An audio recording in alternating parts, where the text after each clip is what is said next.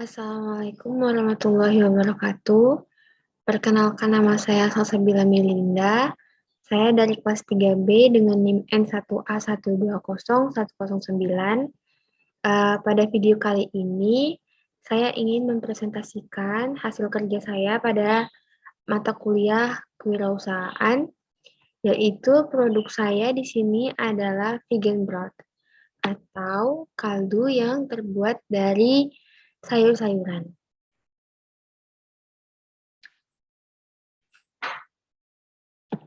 Nah, nama produknya itu adalah vegetable broth atau vegan broth, yang mana ini adalah bahan masakan.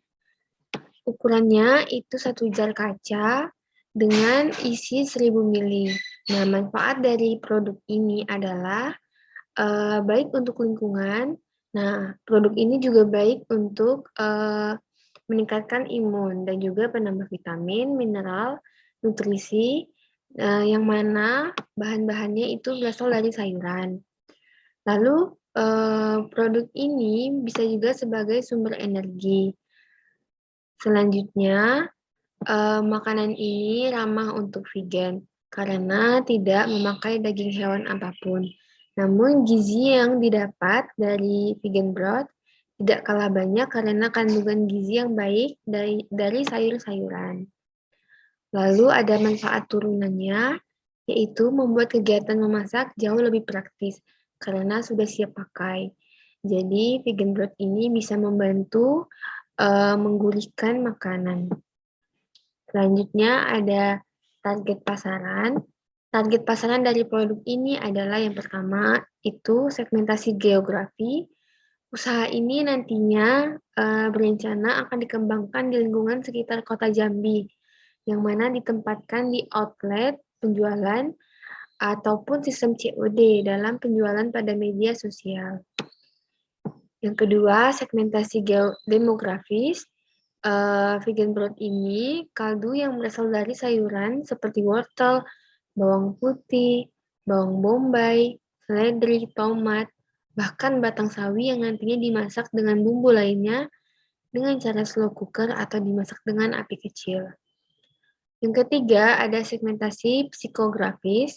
Nah, orang-orang yang ingin memulai pola hidup sehat, bahkan seseorang yang memiliki food intolerance ataupun memiliki alergi terhadap jenis makanan seperti imun tubuh yang menurun, pastinya akan memilih menjalani hidup baik ataupun hidup sehat sebagai vegan, yang mana pastinya akan cocok dengan produk ini.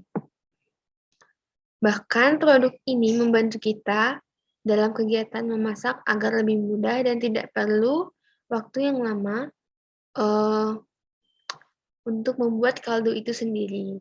Maka dari itu, produk ini dapat dikatakan sebagai bahan makanan yang praktis, lezat, dan juga bergizi. Nah, untuk deskripsi bisnis, vegan broth ini adalah kaldu yang dimasak dari sayur-sayuran seperti wortel, bawang putih, bawang merah, seledri, tomat, bahkan batang sawi, yang nantinya akan dimasak dengan bumbu lainnya dengan cara slow cooker. Tidak perlu hanya dibikin sup, namun juga bisa untuk digunakan sebagai perebus kacang-kacangan atau untuk dibuat saus.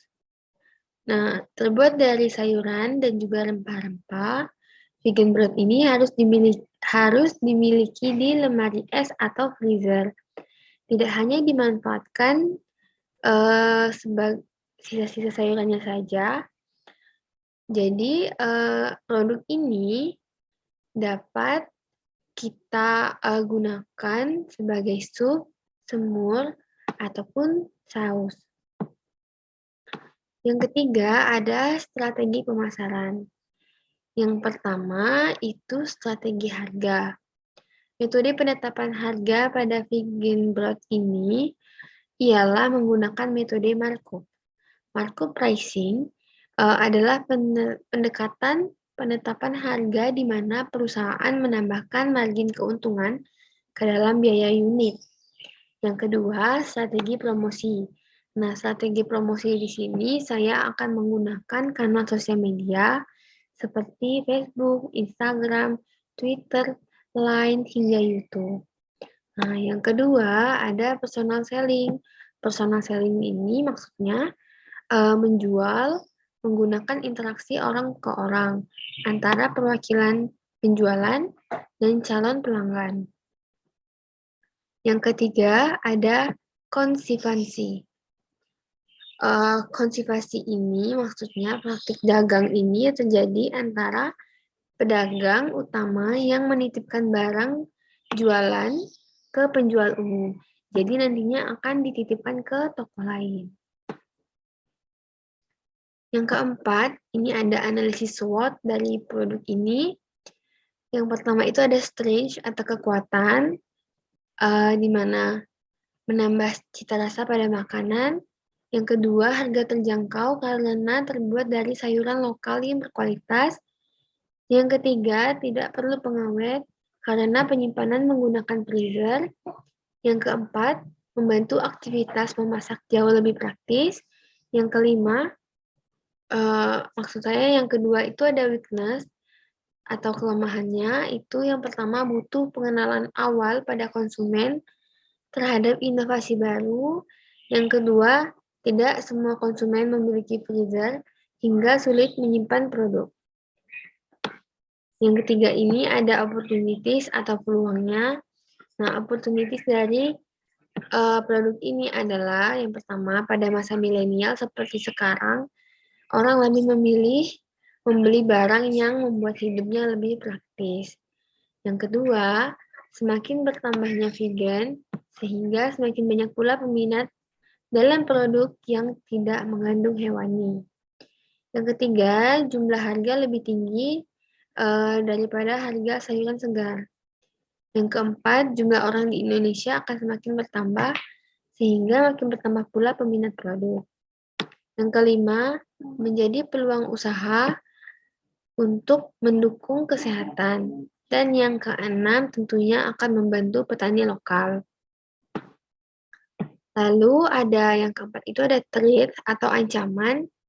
Ancaman di sini ialah sedikitnya minat seseorang untuk mengkonsumsi sayuran. Selanjutnya ada analisis persaingan. Analisis persaingan di sini tentunya halal karena terbuat dari sayuran dan tidak mengandung hewani. Nah, lalu memiliki karakter yang inovatif dan membuka hal baru dalam dunia kuliner sehingga menarik minat konsumen. Dan tentu sangat cocok untuk pembuatan MPASI pada bayi karena mengandung kandungan baik seperti sayuran. Yang ketiga, promosi dalam media internet dan personal dapat meningkatkan penjualan. Yang keempat, mengupdate dan selalu mengevaluasi terhadap hasil agar mementingkan kualitas penjualan. Yang keenam, ini ada rencana desain dan juga pengembangan. Nah, desain di sini direncanakan untuk dalam botol atau jar kaca dengan ukuran 1000 ml. Kalau untuk proses produksi, ada langkah-langkahnya itu, terdapat bahan-bahannya, sayur-sayuran, ataupun rempah seperti garam, perasa gitu. Jadi dia tidak hambar. Lalu ada minyak kelapa juga. Nah, kalau pengelolaan itu dengan cara slow cooker, jadi dimasaknya itu dengan api kecil.